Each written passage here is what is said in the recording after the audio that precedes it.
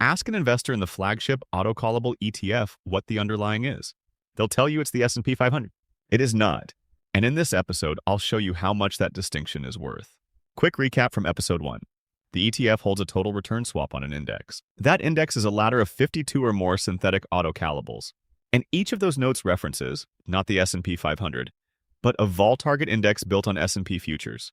3 design features define it. A 35% volatility target, exposure that floats between 0 and 500%, and a 6% per annum deduction. If you're a European investor, you already know this animal. It's the decrement in American close.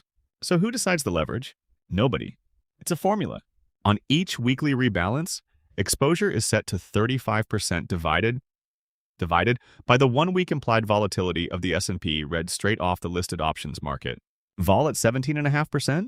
The index runs 2 times levered. Vol at 40? 0.875. Those are the filing's own examples. Mind the frequencies, though. The vol input is 1 week, the twitchiest point of the surface. But the response only comes at the next weekly reset. A Tuesday crash is carried at full leverage until then. And the 6% deduction? That one accrues daily, in all weathers. Now look at the data. Every dot is a 12-month window.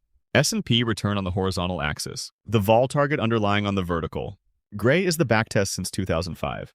Blue is the index actually living since 2022. 3 things jump out. 1. The slope. The cloud is half again as steep as the diagonal. A realized beta of about 1.5 on an underlying that runs 2 times leverage on average. The gap between those 2 numbers? That's the drag at work. 2. The intercept. When the S&P is flat, the underlying is down about 5%. And this happened live, not in a backtest. In the summer of 2025, the S&P was up 18%. The index. Flat. That gap is the deduction, plus the vol target friction. And it is precisely what finances the fat coupon. The coupon is not conjured. It is financed by the underlying's design. 3. The barrier mapping. Index down 40% has historically corresponded to the S&P down about 20, sometimes as little as 11. So the 60% barrier is not the same thing as S&P minus 40. And the vertical spread of the cloud tells you the mapping itself is unstable. Same S&P return, very different outcomes, depending on the volatility path.